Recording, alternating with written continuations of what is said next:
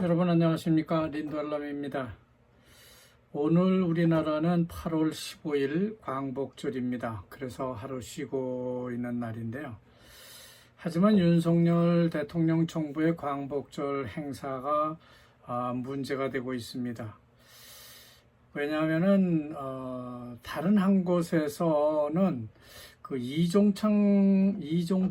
이 광복회장이 이끄는 광복절 행사가 따로 있기 때문입니다. 이렇게 이념적으로 한 나라가 두 쪽으로 갈려서 광복절 행사를 하고 있습니다.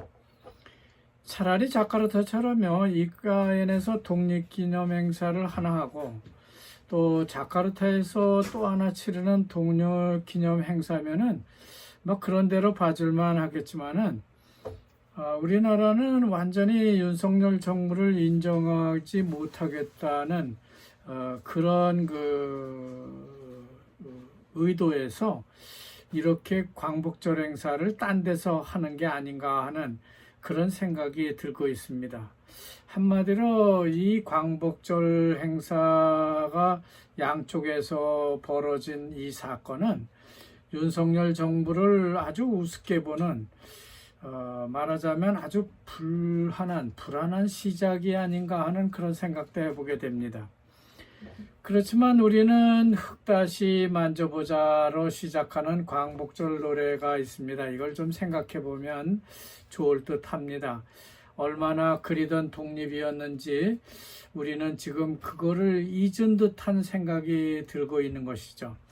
엊그제 제가 KBS 라디오 방송에서 인도네시아 정부의 독립기념 행사와 인도네시아 국민들의 메라푸띠 장식을 하는 그런 모습, 그리고 축하하는 그런 가장행렬, 뭐 이런 또 행사들을 보면서 우리나라 독립기념 행사와 비교해서 방송을 한 바가 있습니다.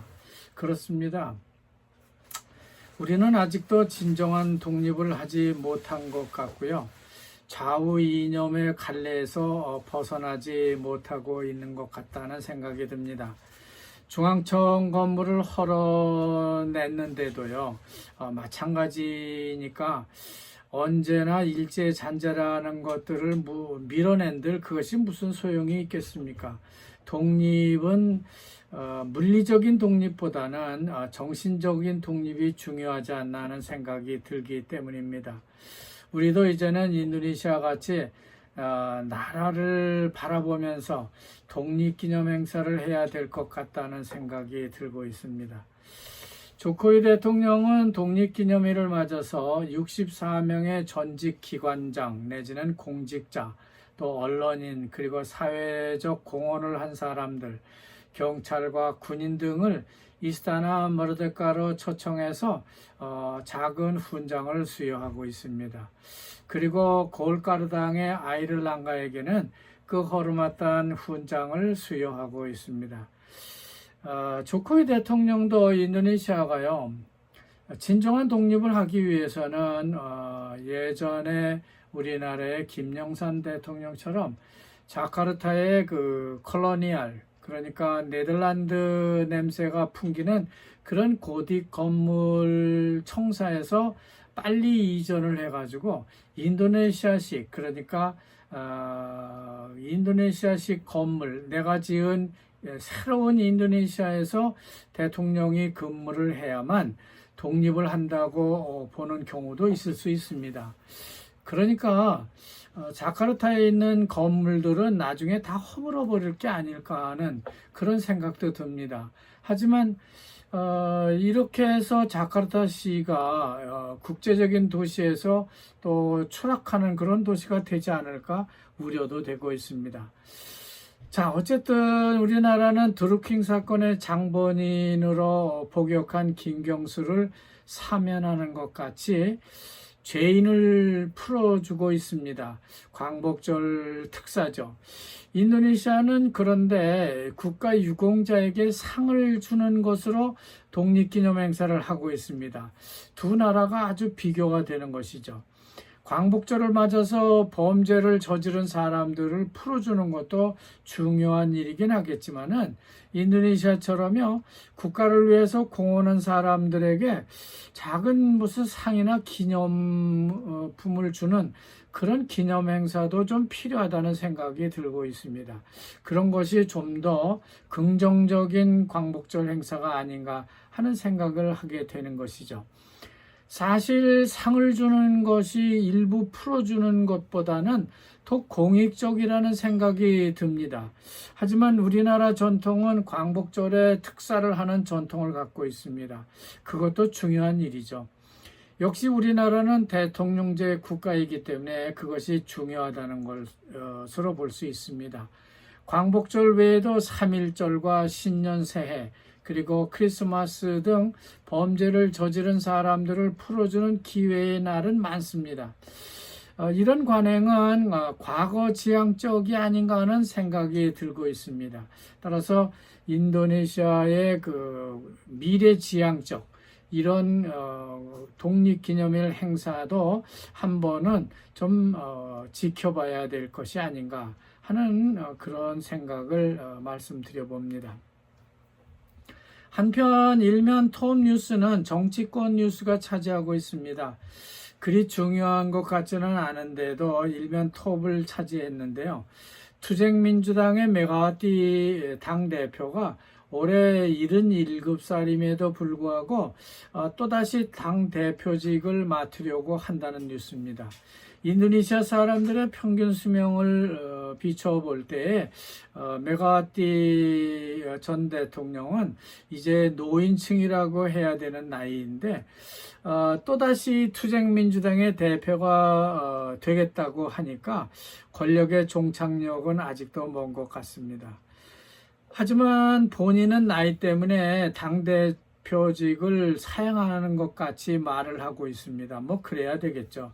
하지만 오늘 톱 뉴스에 전해지는 것처럼 어떤 외부 세력, 그러니까 당을 흔드는 외부 세력이 투쟁민주당을 허물고 자기가 인수하려 한다는 말이 나돌고 있기 때문에 많이 힘들지만은 투쟁민주당을 지켜내기 위해서는 내가 당대표가 되는 것이 맞다 하는 그런 굳은 의지를 말하고 있습니다.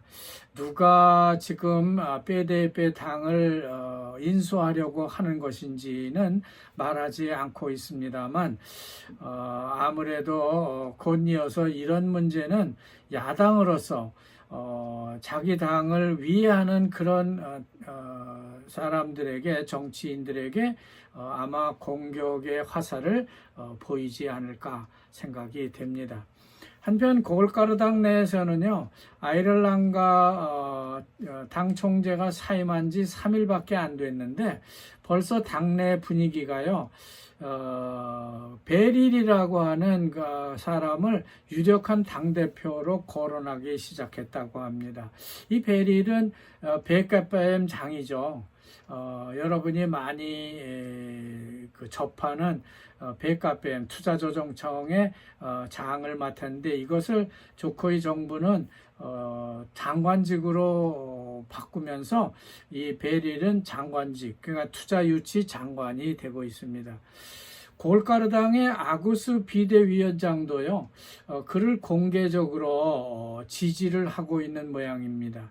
이드루스라고 하는 분이 제일 골치 아픈 사람인데요. 고을가르당 원로죠. 이분도 베리를 추천하고 있고요.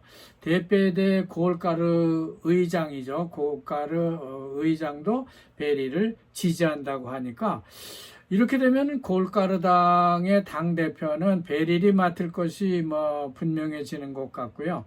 당 내부는 곧 수습될 것 같다는 생각이 듭니다. 오늘 외신은 일본 기시다 총리가 9월에 사임할 것이라고 하는 뉴스를 전해주고 있습니다. 그렇지만 그의 임기는 2025년 내년 9월이 만기입니다. 그러니까 조기 퇴임을 하겠다고 하는 것이죠. 만약 그가 조기 퇴임을 선택하게 되면요, 국민들의 지지를 받지 못하기 때문에 조기 퇴임을 하는 것이다 라고 말합니다. 그가 사임하는 이유를 국민들이 막 이렇게 지지를 하지 않으면요, 정치인은 물러나는 것이 예의에 맞기 때문에 자기는 조기 사임을 하겠다고 선언을 한 겁니다. 자, 이렇게 되면은 미국의 바이든도 11월 총선에서 물러날 것이 분명하고요. 그리고 한미일 삼각 안보에 금이 갈까 우려됩니다. 바이든도 물러나고, 기시다 총리도 물러나면, 거기에 한몫을 했던 윤석열 대통령도, 그 힘을 잃게 되는, 그런 것이 아닌가 해서 우려된다고 하는 겁니다. 그리고 태국의 스레타 총리가 헌법재판소의 결정에 따라서 총리직을 박탈당했다고 하는 뉴스가 전해지고 있습니다. 하여간 태국이야 우리하고 좀 거리가 있으니까 별 관심거리는 아니지만은 뭔가 대통령과 총리들이 도미나 현상처럼 이렇게 물러나고 있는 것이 전 세계적 어떤 그 트렌드 같기도 합니다. 그래서 우리나라에서 윤 대통령 탄핵도 그 물결을 타고 있는 건 아닌지 아주 걱정이 많이 되고 있습니다. 그리고 지금 인도네시아 신수도 이전이 잘 될 것인지에 대해서 참 의견들이 나뉘어져 있는 걸 볼 수 있습니다. 따라서 신문이 이가엔 독립기념 행사가 성공적으로 치러질 수 있을 것이냐 하는 질문을 전국 38개 주 국민들에게 던졌다고 합니다. 그 결과 67.9%, 약 68%가 그렇다라고 답했다고 합니다. 그러니까 30.6%는 그렇지 못하고 실패할 것이다 라고 답했다고 합니다. 그러니까 상당수의 국민들은요, 이가엔 독립기념 행사에 대해서 부정적으로 보고 있다는 것을 알 수 있겠습니다. 또 응답자들이 이가엔에서 독립기념 행사를 왜 중요하게 생각하는가 하는 이유를 물었더니 35.4%가 이가엔은 이제 인도네시아의 수도라고 정했기 때문이라고 답을 했고요. 26.9%는 정부가 이가엔으로의 이전을 진지하게 검토하고 개발하고 있기 때문에 그렇다라고 답했다는 겁니다. 그리고 22.7%는 신수도 개발 현황을 국민들에게 직접 보여주고 있기 때문에 수도가 그쪽으로 이동할 것이라고 답했다는 것이죠. 정부가 투자자들을 설득할 수 있을 것으로 보느냐는 그런 질문에는 국민의 9.6%가 그렇다라고 답했다는 겁니다. 그러니까 10%가 안 되는 사람들이 투자는 유치할 수 없을 것이다 라고 봤다는 겁니다. 그러니까 신수도 투자 유치는요, 거의 믿어지지 않는다는 것을 말해주고 있는 것이죠. 결국 인도네시아 정부 자체 자금으로 수도를 개발해 나갈 수밖에 없겠다는 그런 것을 시사하는 여론조사라고 생각됩니다. 또한 이가엔에서 독립기념 행사를 마치고 나면은 이가엔 개발 공사가 계속될 것 같으냐는 그런 질문도 던졌는데요. 53.7%가 그렇다라고 답변을 했다고 하는 겁니다. 그리고 이가엔 개발 사업이 브라보 차기 대통령 정부에 의해서도 계속될 것 같느냐는 그런 질문에는 77%가 그렇다라고 답해서 브라보 정부도 이가엔 개발 사업을 계속해서 이어나갈 것으로 그렇게 국민들이 믿고 있다고 하는 겁니다. 자, 끝으로 자카르타에 연속되는 물귀신 화재 뉴스에 대해서 전해드리고 마치도록 하겠습니다. 최근 자카르타 시내에 하루 8건이나 되는 대형 화재가 발생해서 사람이 죽고 이재민이 발생하고 했습니다. 거기에 대한 주의가 요망된다고 하는 뉴스를 전해주고 있는 겁니다. 이거는 화재 방지에 대한 그 시민들의 인식을 높이는데 모든 당사자들이 참여해야 할 것이지 어느 뭐 소방 당국만 뭐 주의만 하면 된다 이런 것이 아니라는 일종의 경보를 하고 있는 것이다 이렇게 보고 있습니다. 자카르타가 국제도시 규모로 커지고는 있지만은 화재에 대해서는 상당히 취약하기 때문에 거기에 대한 안전은 미비하니까 좀 거기에 대해서도 방제책 또 미연에 화재를 방지할 수 있는 그런 의식 구조 변화가 시민들에게 요구된다고 하는 것입니다. 자, 이것으로 광복절 인도네시아 뉴스는 마치도록 하겠습니다. 여러분 대단히 감사합니다.